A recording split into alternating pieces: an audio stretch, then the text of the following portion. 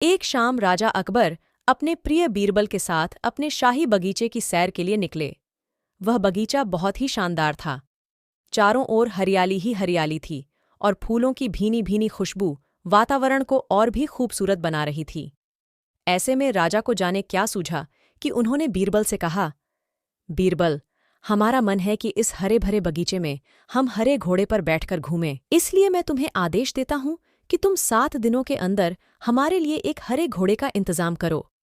वहीं अगर तुम इस आदेश को पूरा करने में असफल रहते हो तो तुम कभी भी मुझे अपनी शकल मत दिखाना। इस बात से राजा व बीरबल दोनों वाकिफ थे कि आज तक दुनिया में हरे रंग का घोड़ा नहीं हुआ है। फिर भी राजा चाहते थे कि बीरबल किसी बात में अपनी हार स्वीकार करें। इसी कारण उन्होंने बीरबल को ऐसा आदेश दिया। मगर बीरबल भी बहुत चालाक थे।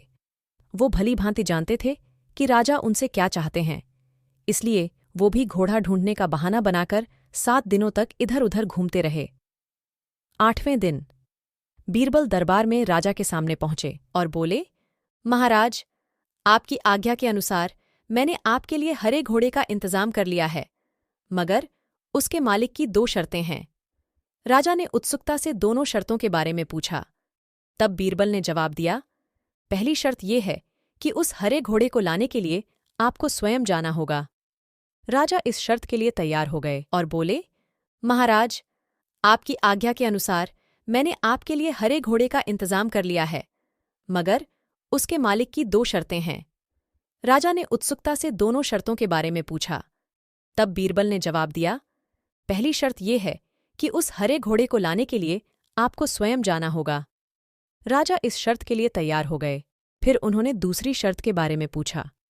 तब बीरबल ने कहा, घोड़े के मालिक की दूसरी शर्त यह है कि आपको घोड़ा ले जाने के लिए सप्ताह के 7 दिन के अलावा कोई और दिन चुनना होगा। ये सुन राजा हैरानी से बीरबल की ओर देखने लगे। तब बीरबल ने बड़ी सहजता से जवाब दिया, महाराज, घोड़े का मालिक कहता है कि हरे रंग के खास घोड़े को लाने के लिए उसकी यह खास शर्तें तो माननी ही होंगी।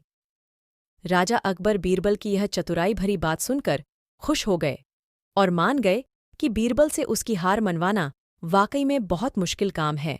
तो दोस्तों, यह कहानी हमें यह सिखाती है कि सही सूझबूझ और समझदारी के साथ नामुमकिन लगने वाले काम को भी आसानी से किया जा सकता है। तो दोस्तों, अगर आपको हमारी कहानी अच्छी लगी हो तो वीडियो को लाइक करें और ऐसे ही अन्य कहानियों के लिए हमारे चैनल द स्टोरी टेलर को सब्सक्राइब करें।